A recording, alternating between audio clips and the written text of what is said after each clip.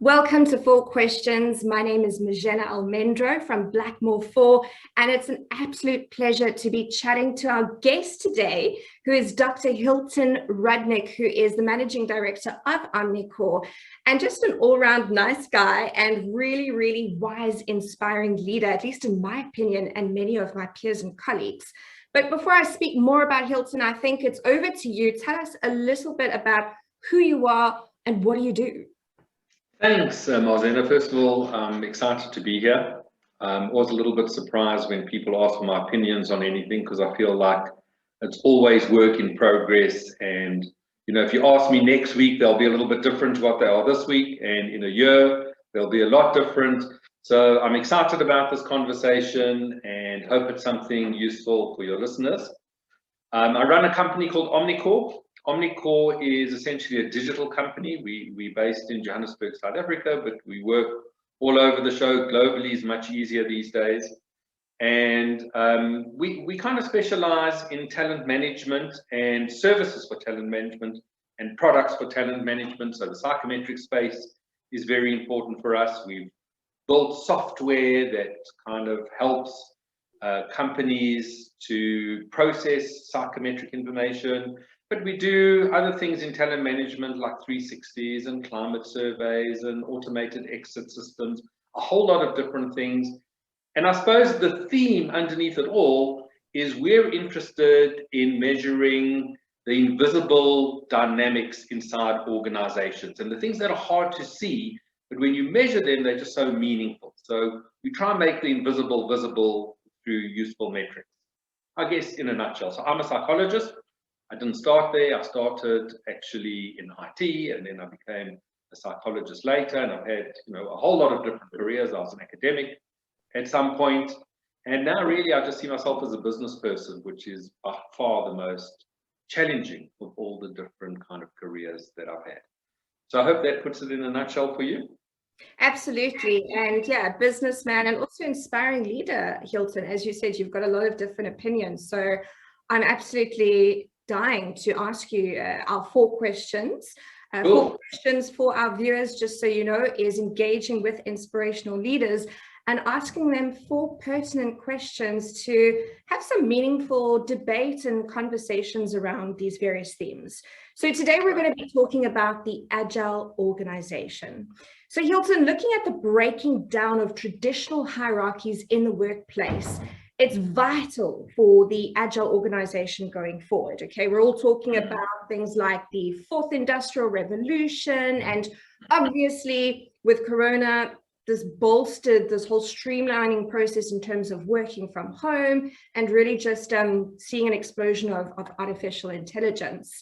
Now, a new report from Deloitte cites that flexibility and adaptability is key as those soft skills.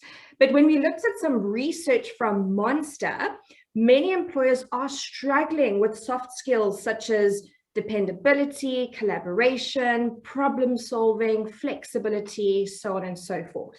So my first question to you is, if the Agile organization is the future, Hilton, how does one create an Agile workforce? So yeah, I mean, like I said, I think, we're all learning. It's work in progress.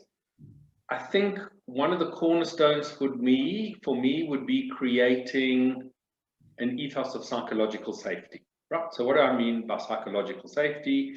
I mean, it's an ethos where everyone in the organization can contribute safely in challenging existing methods, existing processes, even existing culture.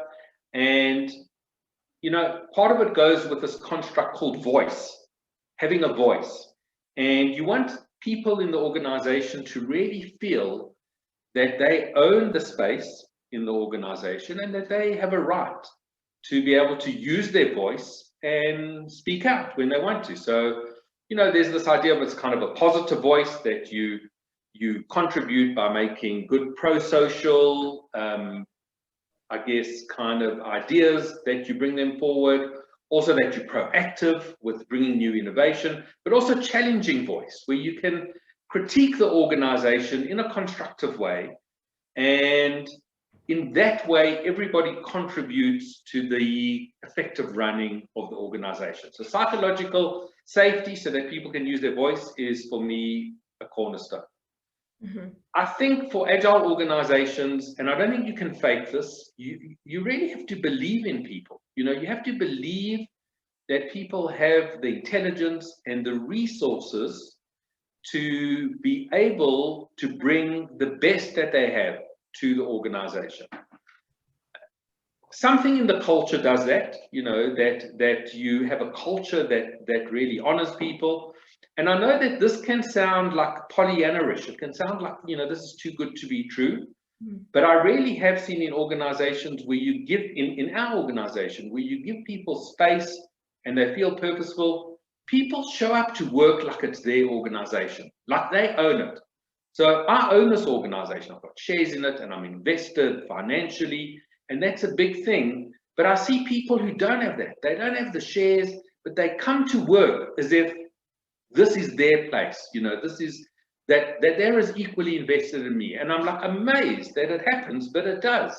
And I think if you believe in people, that's kind of a spin-off to what happens. I think that's part of creating the culture of agility, the belief in people, and giving people the space to really show that ownership and own their territory and just live it to the full. So we, you know, our best ideas don't come often from our leadership. The best ideas come from the people who are doing the work on the floor. They're running the processes, they're at the rock face, they're in the face of the clients, and we really honor those ideas, and I think our organization thrives off it. So, I mean, I don't know if that's a sufficient answer. I suppose I would also say, for us, it's important, like, to remain agile. We're not really focused on what our competitors are doing. I mean, we've got formidable competitors. I guess all organizations do.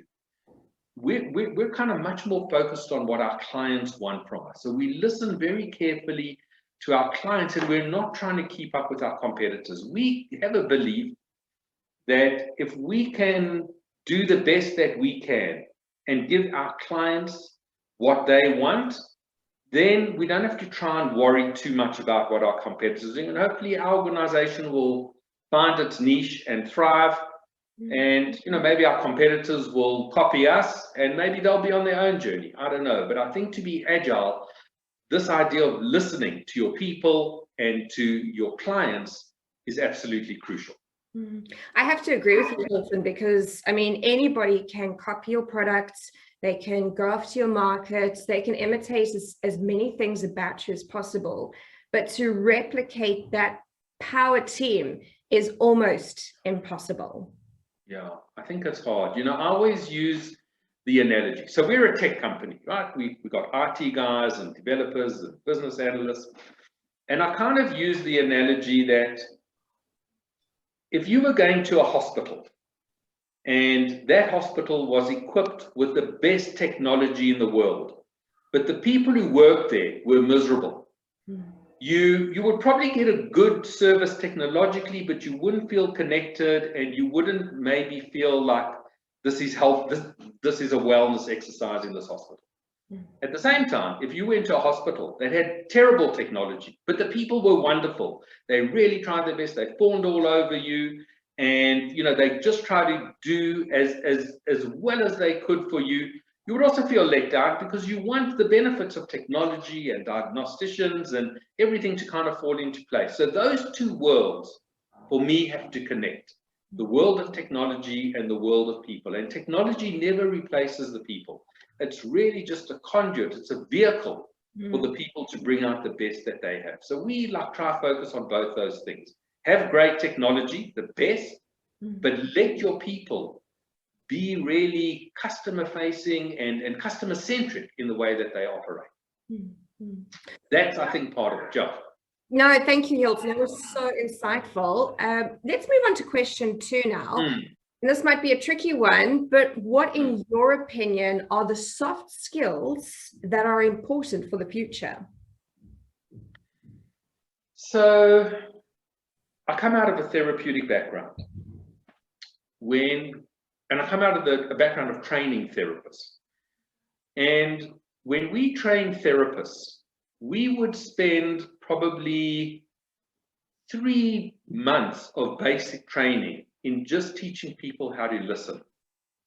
And listening is not a natural skill. And when I talk about listening, I'm not talking about just sitting quietly while someone's speaking. That's the most superficial level of listening. Listening is helping people go deeper into their thoughts and help them expand their ideas in a profound way. So good listening means asking questions, it's reflecting, it's summarizing, it's the things that psychologists know well. But for lay people, for people who are not in this world, and often our leaders come out of technical backgrounds, they're financial people or accountants or like anything. This construct of listening isn't familiar to them. It's not something that you learn at school anywhere, but being able to listen is, for me, a soft skill that is absolutely crucial. I think it should be taught because it's not a natural thing. You really have to teach people how to listen. And as I say, it's not just sitting there quietly. Listening is a deep and active exercise of taking someone on a journey with their ideas. So that would be a fundamental soft skill for me. I mean, what we've learned from psychometrics and just really the correlations of, I suppose, competencies in the workplace and effective performance is that emotional stability is an absolutely crucial construct. So what do I mean by that? I mean that we work best with people whose emotions we can predict. We work worst with people who you just don't know what version of them is going to show up today. Is it going to be the version that is friendly and warm? Is it the version that's going to shout at me? Is it the one who's going to sulk and withdraw? So people who are even-tempered, who can kind of, during a crisis, keep a handle on it. When things are going brilliantly, they keep a handle on it. They really just able to keep their emotions in check. And we talk about how close your emotions are to the surface. So if your emotions bubble out and overwhelm people, people aren't sure what to do with that. So I think a good soft skill is, first of all, knowing what's going on with you. And this all comes out of EQ, knowing what's going on with you emotionally, and also being able to utilize what's going on with you emotionally in a positive way. So I think the tricky things, and people lose confidence about things like voice when they think that if they challenge an idea, they may get ridiculed or dismissed or ignored or something. And so when we work with leaders whose emotions are contained and we can predict what's going to happen, that's a very useful soft skill, keeping a handle on emotions. I mean, I think, leaders have to have a lot of compassion for all sides. You have to have compassion for failure as well. So if you want your organization to succeed, people need to experiment with new ideas. You probably need to encourage trial and error. And you want to have, when people make mistakes or try something and put themselves out there and it doesn't work, you really want to, I guess, reinforce the attempts that they did to do something different, whether they worked or not. So you don't want to be too hard on failures. I mean, you want to be, and again, like this Pollyanna idea, I think, you can take it too far. This doesn't mean organizations should have rules of where anything goes. You definitely want to hold people accountable. You want to be firm with errors that repeatedly come up. But you, as far as possible, I suppose, want to just treat people as human beings who are doing their best in the world and trying to do their job well and giving them a lot of space to do it. So the soft skills, I think, that go with that are also for leaders to have a lot of self-reflection. I think one of the errors that I see with leaders is and not only with leaders, with people in general, is that they're just not aware of how they're coming across. We have a question in our 360, which is something around, how often do you ask people for feedback on how you're doing? And it's one of the lowest scored items that we ever see in a 360. It's so rare for people to go to their team and say, look, I want to do better. I know that there's areas I can improve. Help me, give me the feedback, because we only really grow through feedback. That's the way we learn how the world sees us. So I think a good soft skill is really the self-awareness and the willingness to kind of change and adapt, because we're not born perfect, and it's always, we've always got to really, I think, be pushing the envelope to help ourselves be a better version of ourselves. Lovely. I think the key, I don't know if this is a soft skill or whatever it is, but ego gets in the way of a lot of leadership. Hierarchies get in the way, power, big offices, big desks, all those kind of things. And I think the great extent to which we can make ourselves not small, but equal is a really great it's not a skill, it's not a soft skill, I suppose, but it's a very leveling experience in organizations where everybody feels equal to contribute, and that leaders don't have this power, or even this kind of perception of power, which I think can get in the way. I was talking to someone recently who is working with companies in the Far East, and he was telling me about how the culture is very, very different there. It's seen as very detrimental if you challenge your leader. If you have a better idea than your leader and you raise it, it's kind of, it's like in collective cultures, it can be seen as too individualistic to put those ideas forward and challenge, and I guess people would maybe see it as humiliating in some way. I see it as very, very powerful when you can challenge your leaders. I see it as a great leveling and creating equalness between people, which I think is very, very powerful in organizations. So I don't really connect well with the idea of not being able to challenge. So leaders need to not have the ego to feel offended when people challenge it. Is an important soft skill, I guess. I love it. So just to reflect, we're talking about things like communication, active listening, even tenderness, tying into EQ, and I guess a sense of humility, not letting ego get in the way in terms of your opinion on what those. Great summary. You see, a good example of effective listening. Well, thank you, sir. All right, Hilton, let's move on to question number 3. This is 4 questions. So question 3 is, and this is a tough one. We could perhaps spend the whole day speaking about this, but in as summarized form as you can, as possible. How do you think we can attract the fit for purpose professionals to nurture that agility in our organizations? So does your question mean, so like you've got people in your organization and you want to develop them?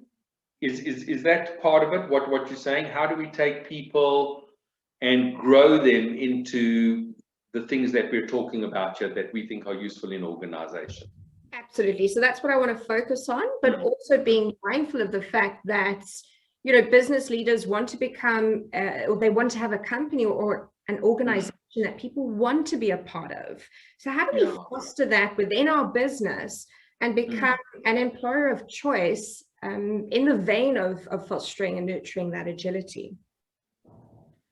Okay, so I think it's a complex question. I'm not sure I really understand all the answers around this. I mean, in some way, there's like, how do you attract talent and the right kind of talent to your organization?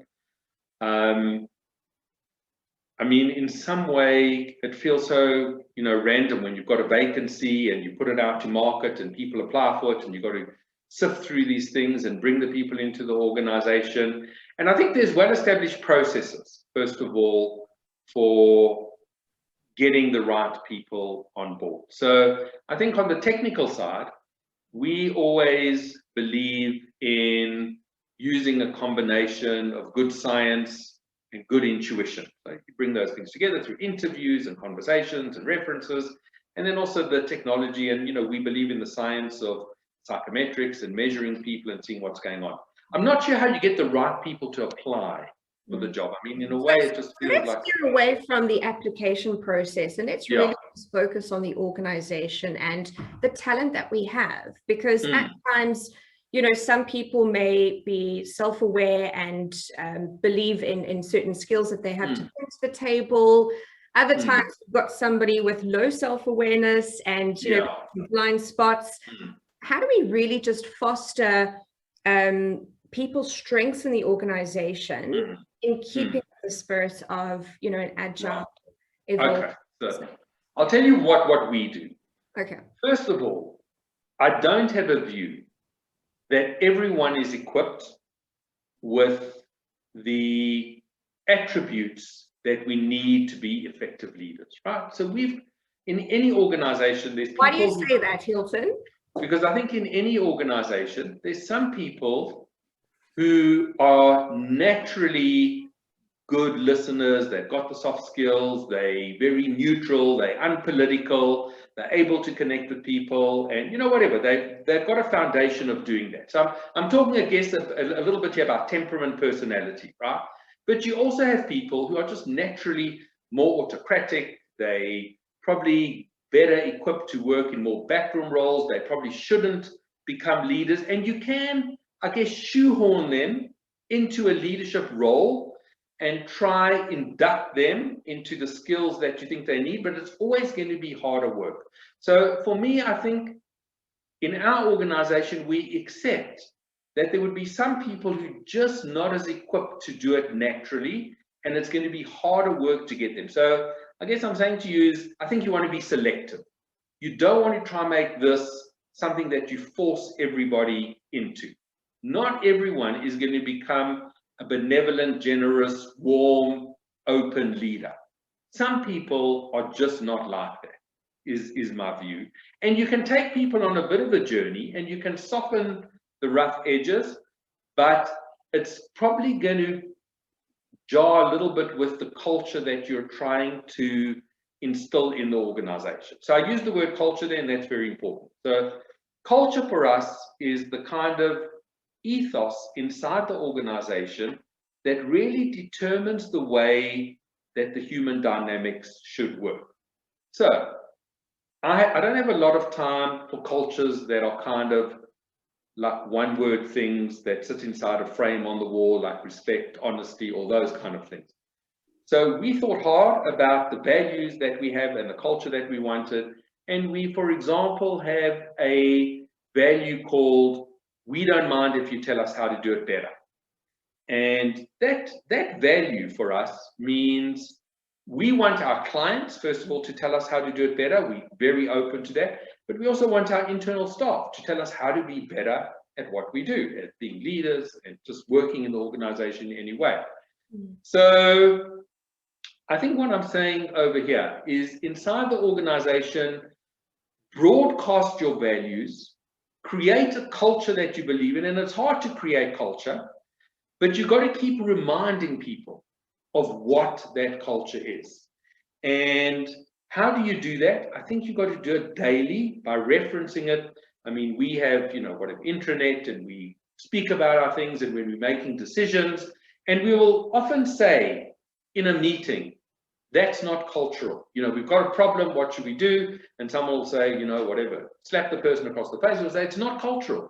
We don't do that. You know, we don't want to work like that, or fire them, you know, like don't. Let's, you know, it's not what we stand for. So I think what you stand for as an organization is very, very crucial and cannot be something that is not visible and lived. You've got to live your culture and your values in a way that they're much more than posters on the wall, right? So that's absolutely crucial for us.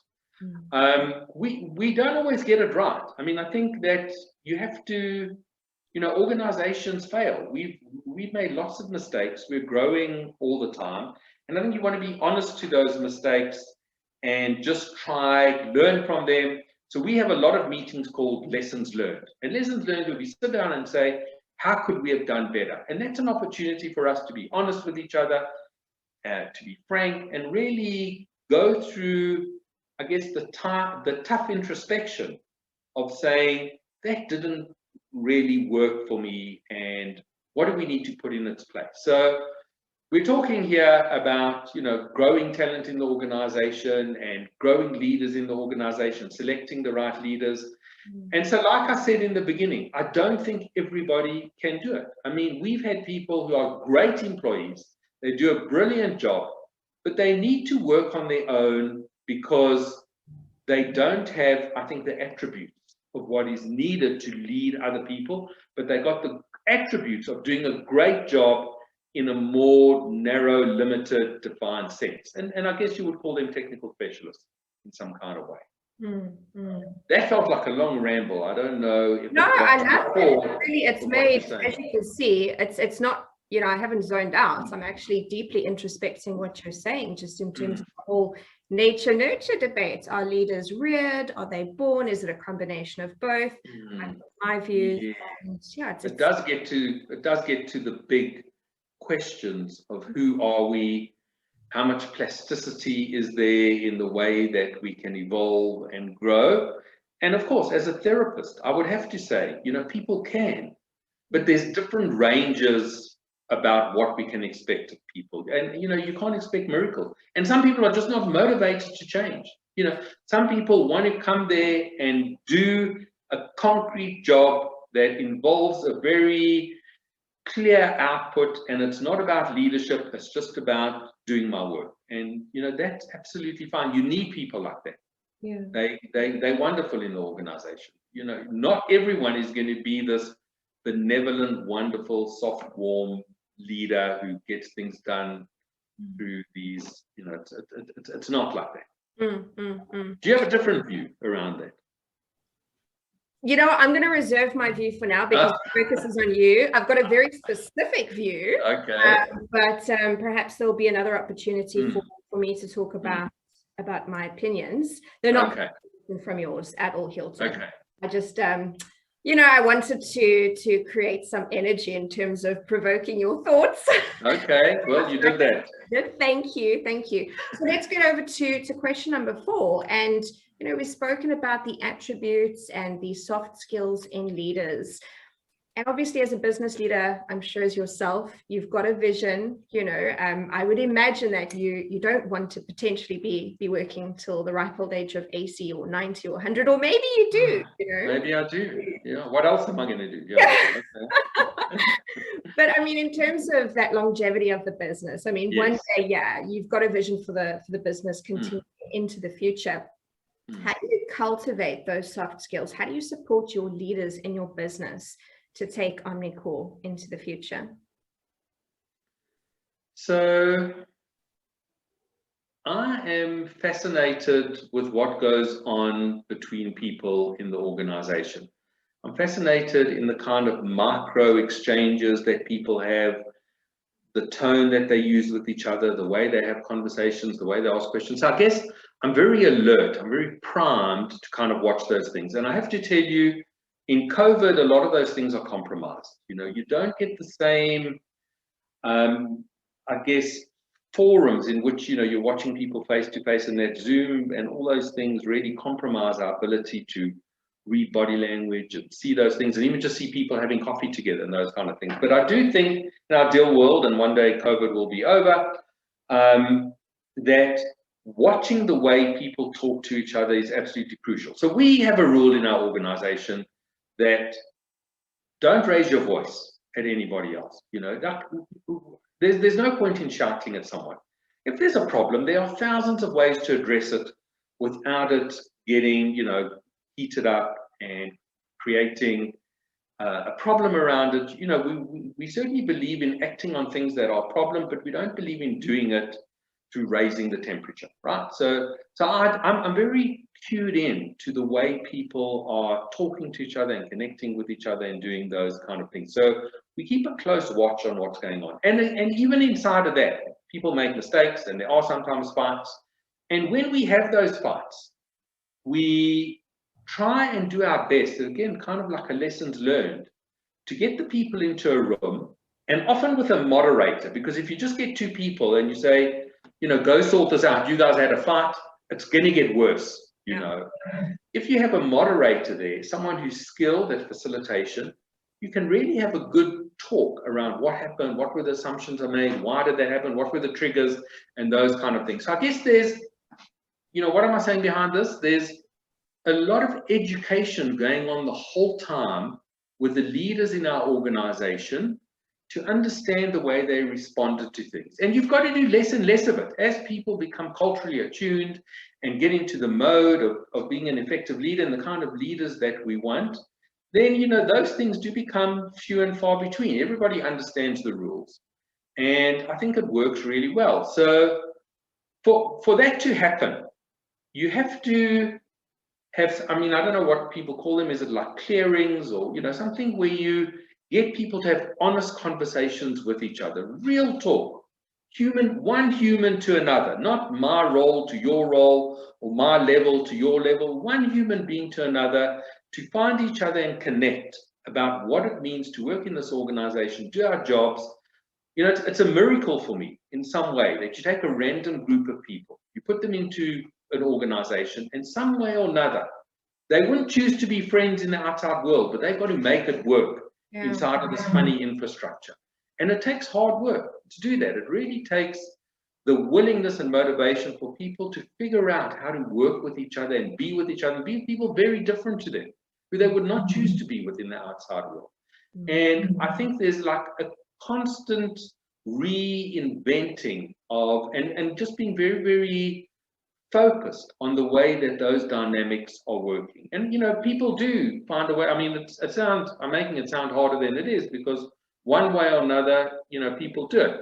And in organizations, there's alliances and politics and all those things which are hard to avoid, but you really can get a sense of we're all in this together. We're all invested in making this work as a team. And to do that, we have to acknowledge each other as human beings with lives and with values and with differences, and find the way to muddle through in this complicated mess. And so a lot of reflection, a lot of talk, a lot of real conversation with people. Look, our organization is very psychologically literate.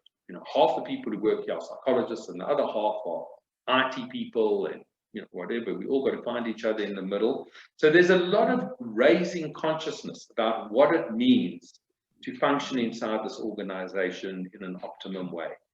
And I think the more you talk about those things, broadcast them, raise them in meetings, have individual conversations with people, the clearer it gets and the kind of easier it gets. But it's not natural. It is hard work to do it.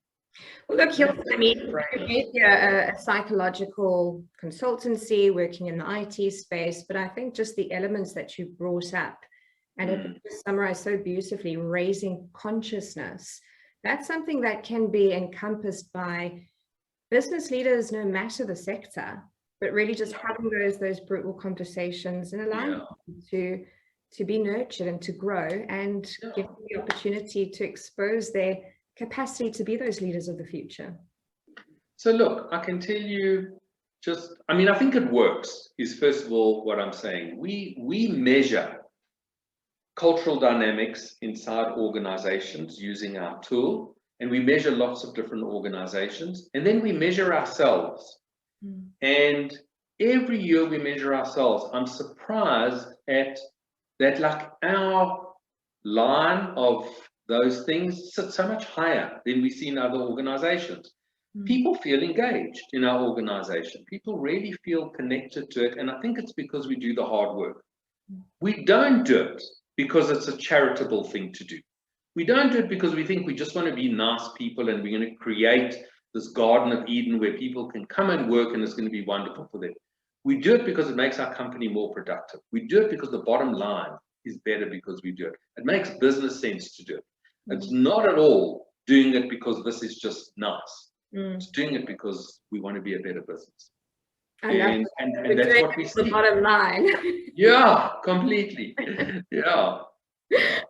All right, Hilton, well, we've just about run out of time, but I just wanted to thank you ever so much for being on 4 Questions with us today. It's been an absolute pleasure hosting you. And yeah, perhaps we can chat to you again in the nearby future. That would be so nice. I really feel privileged and honored that you did it. I hope that it's of value to the people who watch it. And I really, really, just hope that there's some use in it for someone, somewhere. Excellent stuff. Thank you, Hilton. Go well. Thank you, Marzena. Be well. Thank you. Bye. Bye-bye.